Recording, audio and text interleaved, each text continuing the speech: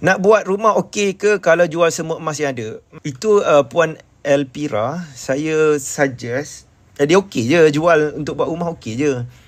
Cuma dari sudut kewangan kena tahulah apa strategi sebenarnya. Jual emas, beli rumah tu, buat rumah tu, ada tak saving lagi 6 hingga 12 bulan gaji? Ada tak harta lain untuk jana pendapatan? Okey. Nak jual emas buat rumah okey je.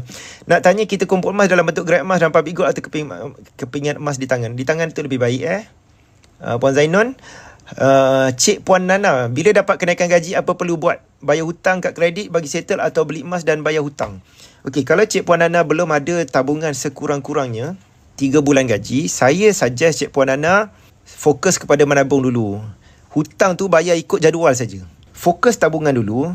3 bulan gaji ni, macam saya sebut tadi, 3 bulan gaji ni, supaya anything happen kita tak perlu buat tabungan yang hutang yang baru. Hutang yang ada tu make sure bayar ikut jadual saja dulu. Dan sebahagian penyimpan emas public gold dia smart lepas dia ada 3 bulan gaji, dia fokus beli emas ni dulu banyak-banyak. Lepas tu dalam masa 2 tahun harga emas dah naik, dia pun jual emas ni, pergi tutup hutang, pergi buat full settlement. Pun boleh. Itu cara saya lah dulu. Tapi zaman saya settle hutang dulu, saya ada cerita lah dalam blog saya dalam buku ni pun ada tulis sikit lah.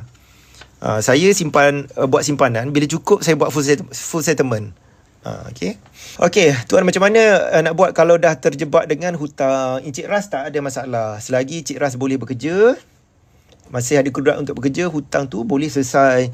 Saya cadangkan siapa yang terjebak masalah hutang, antaranya pergi khatamlah buku yang saya tulis ni, Misi Bawah Hutang, baca dah khatam.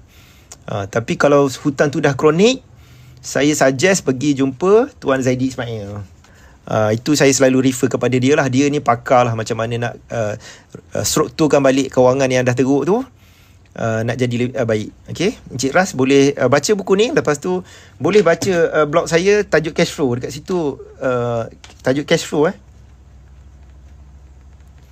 baca artikel di blog saya tajuk cash flow. Dekat situ pun saya ada tulis macam mana nak strukturkan balik hutang.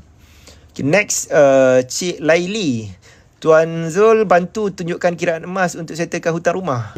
Detail tu tak sempat nak kira lah. Tapi emas ni boleh jadikan dana untuk full settlement. Dana full settlement kalau plan nak buat full settlement hutang lagi 2 tahun dan 3 tahun, boleh menabung dalam bentuk emas. Lepas 2 tahun jual. Okay, umumnya macam tu. Masa tak sempat untuk saya buat calculation.